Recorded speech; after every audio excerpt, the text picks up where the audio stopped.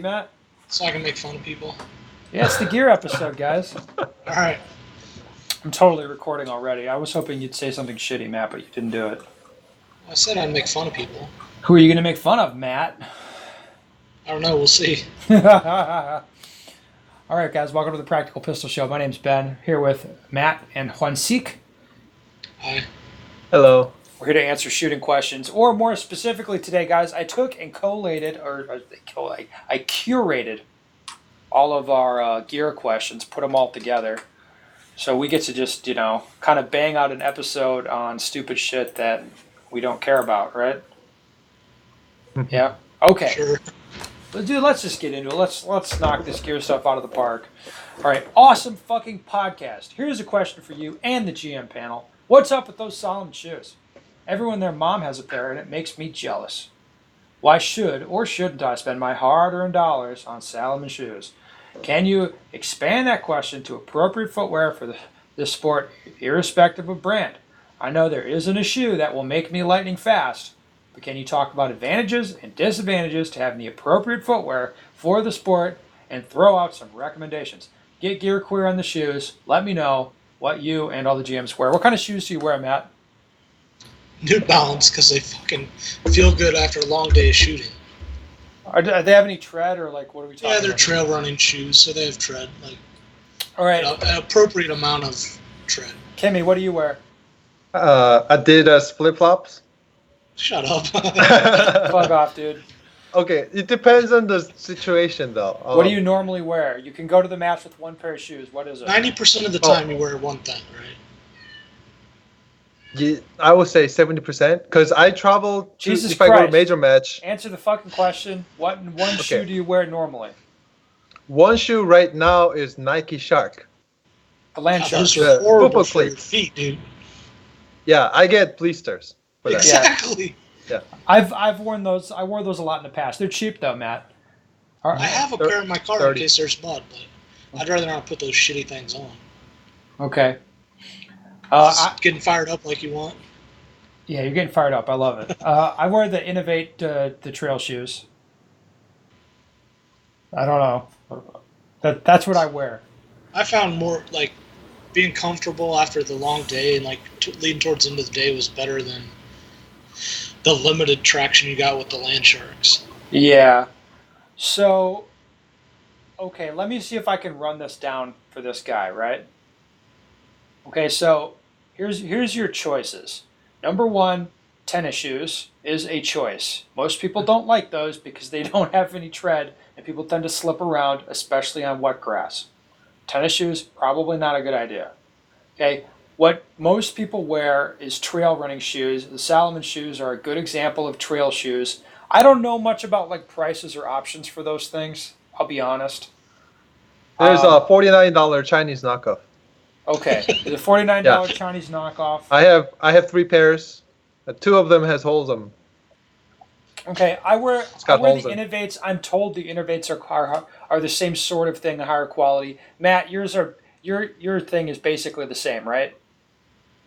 Yeah, I mean, they stand up good. They fit my feet good. Like they feel good. But trail shoes are basically, it's basically the same concept. They're going to be relatively lightweight. They give you a little bit of tread, but they give you good. They're pretty grippy on pretty much any surface, right? Yeah. Okay, that's if I could pick one pair of shoes, I would pick my Innovate shoes, the trail shoes. They even on a slippery indoor range, they tend to stick pretty good to the ground. I'm not slipping around on a surface. Other options, football cleats, the Land Sharks that Matt's talking about. I used to wear those. I think that was really before trail shoes came around and became popular. I'd agree with that. I thought, proper cleats are pretty uncomfortable. I don't really like them that much, but they work well in most situations. I think they're actually dangerous on wet, wood surfaces. Yes. Yeah, they're dangerous. Very slippery, yes. So I don't think anybody would have those as their only shoe, right? Yeah, I travel with 2 shoes all the time. One football cleats, the other Salomon. Okay. Or some sort. And then another possibility is a really hardcore soccer cleat, which you Yeah, that's one of the other. you can like- wear, but those are better than football cleats in theory in It's got to some be like circumstances. 100 pounds. Yeah, they're crazy. They're tiny. So people wear those Salomon shoes for good reason, honestly. Like trail shoes make a lot of sense.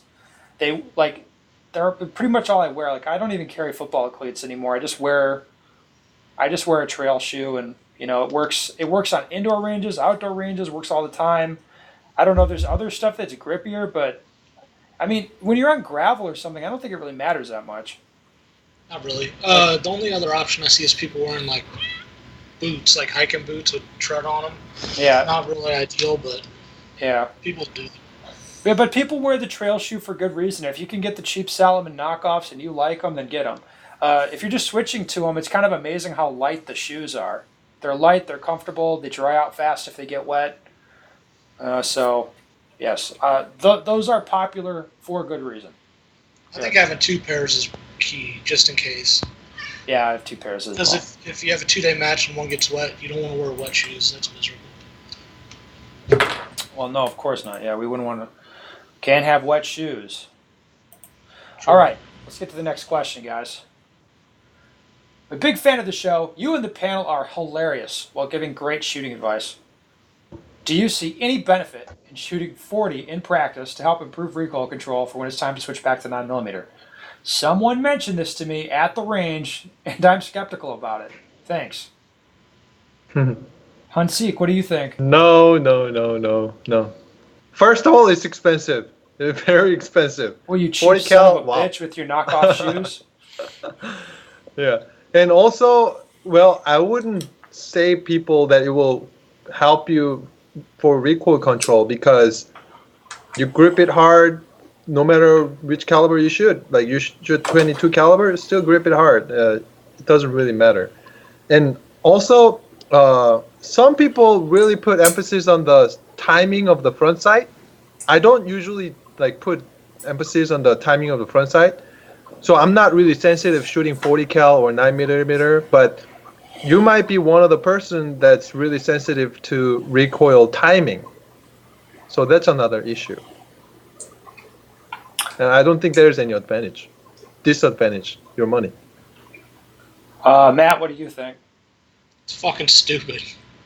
I can't see one benefit to this unless you get like LE department ammo paid for, and it's 40 and you shoot 9 in production. That's the only advantage I can see to this. Wow. I'll take a stand for this. Look. What? Nothing. Fuck off, haters. Look, I get the theory. Like, to me, it makes sense in theory to where basically, like Kimmy says, you're going to grip the gun the same either way in theory, but in practice, most people don't. So I think if you have problems with 9 pushing you around, then like for me personally, if I wanted to develop better control, like I always want to have better control. If I could shoot 40 cal, like shoot a hot 40 caliber round through my Tanfolio for a while, and then switch back to 9mm, that thing would feel like a pea shooter. It'd be awesome, in theory. Okay, it would just give me a lot of confidence, and I would really like the feel of the gun. But in practice, this is so fucking complicated to make this happen. Like where you'd want to shoot the same gun, so you'd get the same gun and shoot 40 caliber through the same gun, so you need different magazines probably, and all of this stuff, and then you'd be shooting more expensive ammo. It just logistically is not worth it. It's not worth the hassle. I mean, guys, think about this. Would it be the same as shooting a Glock 19 instead of your 34 for a while?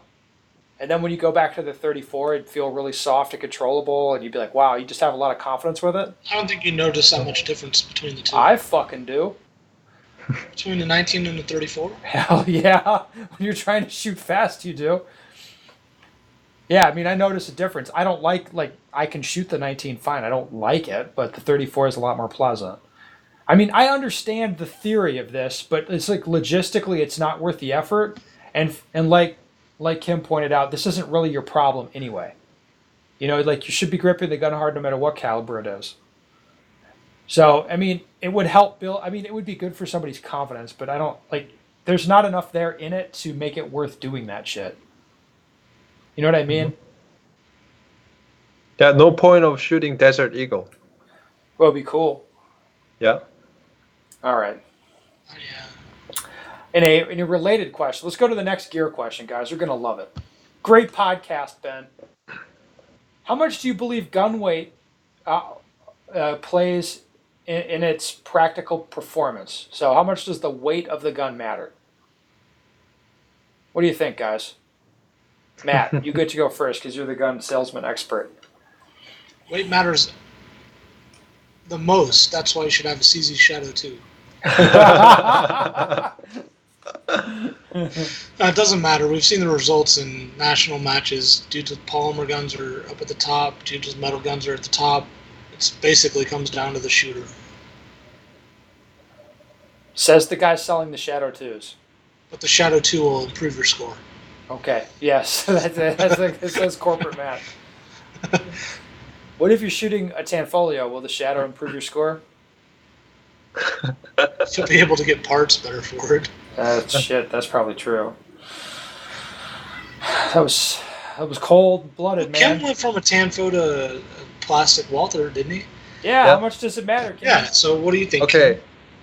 Okay, so when I switched to Walther from Tanfoglio, well, there's like 13 ounces difference, I think. It's a big difference. Almost a pound. But the reason why What's that in I really grains? the reason why I wanted to shoot Walther so bad was because I can shoot the same time in all the drills. One of the hardest drill was dot drill. It's a 2-inch dot from about 7 yards. And then I was going to shoot, so I side by side compared Tanfoglio and Walther, and I wasn't going to shoot Walther if I cannot shoot the same time. And I shot the same time, same accuracy. So I really believe when it comes to shooting, it's not really about the weight or the flip of the front sight. I think it's the cycle time. So even if it flips a little more, if it comes back down in the same cycling time, I can shoot the same splits because I can reacquire the sight in the same amount of time, You no shut up matter with how your much math it flips. and your logic. Okay, so there's no really difference, I think, but there is a difference in terms of gun handling. Actually, I can draw a little faster with the plastic gun and move around the gun with transition and stop a little bit abruptly with the plastic gun because it's light and there's way more less weight to stop. So I kind of like that idea, but practically, I don't think there's any difference. Do you have empirical data on that, being able to stop it faster? Oh, it's a like- feeling. I don't, but I think Isaac Newton does. Come on, the guns weigh. I mean, it's a physics Compared thing. to- Like, it takes Yeah, but less still- force to get it moving and less force to stop it. But is it measurable and like determinable by the timer? No, I don't think so because it depends like, on. the shooting timer? Or, I don't Yes. Yeah, shooting timer. I think you just gotta have more strength when you shoot Tanfoglio, and less strength is required when you're shooting So, less. So it's like a CZ little and bitch Tanfo gun. shooters are men, plastic Yeah. shooters are women. know. Or Asian people.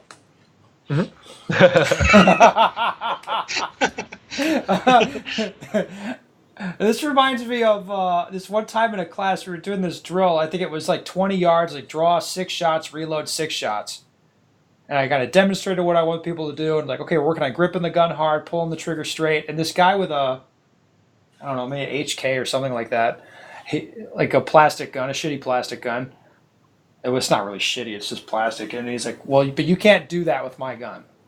Like people, you can't do that with this gun. Not like I can't do it, but like people, it can't be done with that gun. And it was really fun for me to take his gun and prove him wrong to the point that I think it actually hurt his feelings to look at the target and see like, no, you actually can do it with that gun.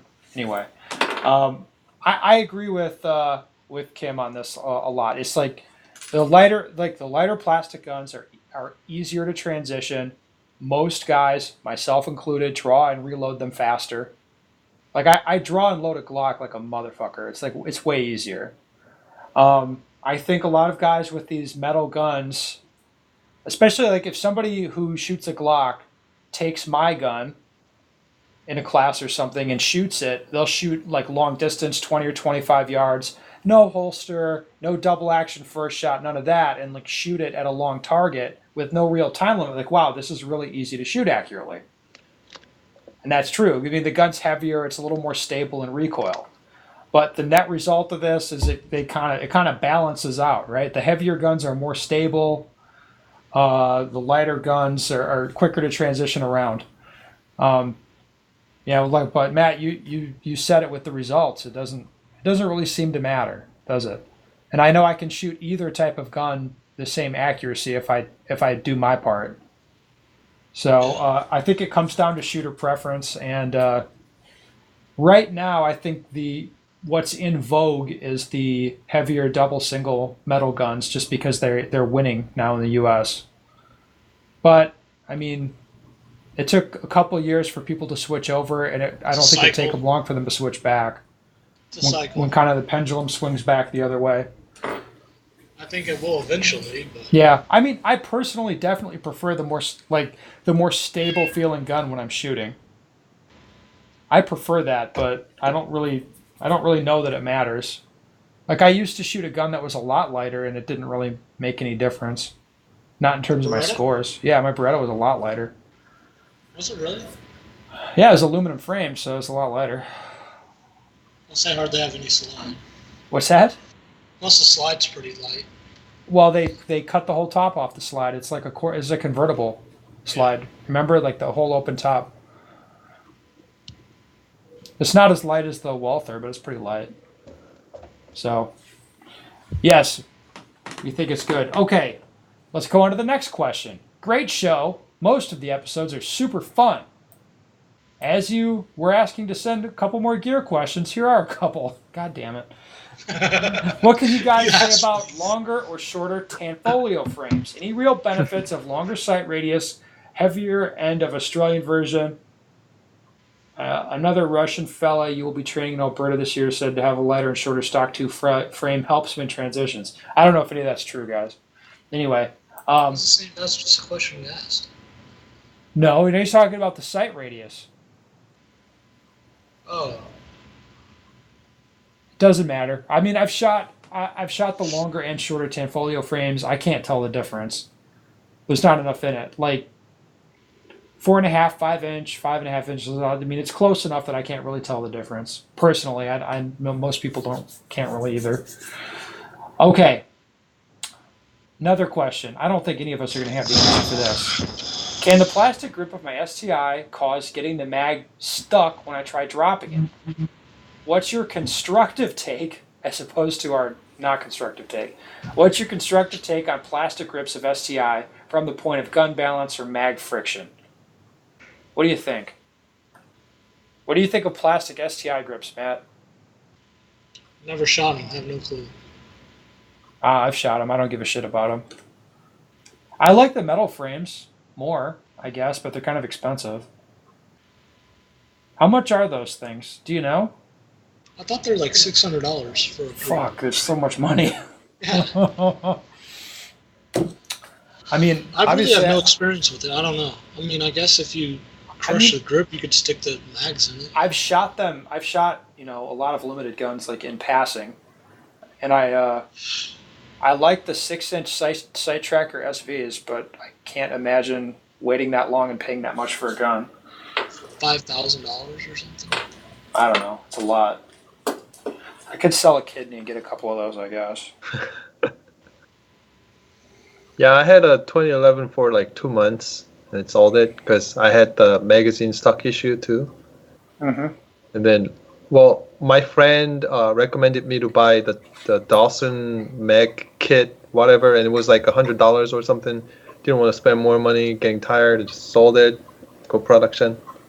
I would recommend this guy to shoot production now then. Recommend he shoots production? Well, you could have mag friction there. I think you should be able to get the magazines to fall free with either plastic or metal grips. So, That shouldn't be an issue. He'll probably have an easier. Don't you think it'd be easier to load the plastic one, like in theory? Nah, I don't think he'd be able to tell. Maybe. God, it should be easy to load those things. Easy as shit to load them. Really. Whatever. Dude, everybody I hear talk about says the single stacks with the magwells are the easiest to load. Are you being serious? I'm dead serious. Everybody around me says that. I don't know. Big ass ice mag balls on them. They say they're easier to load than a STI limited gun. Those things are the tits, though. Those ice magwells. They're not tits, Hansik. They're the tits. Mhm. Well, guys, do you have any other gear shit that you want to discuss? Nope. Nope. Yep. Of course not. This was worth it, though, right? Mhm. Got rid of all the stupid gear questions. Awesome. All right, folks, if you have any questions not about gear that you want to send, head over to benseger.com. Send us your questions. We'd love to have them. We do enjoy the questions. Jesus.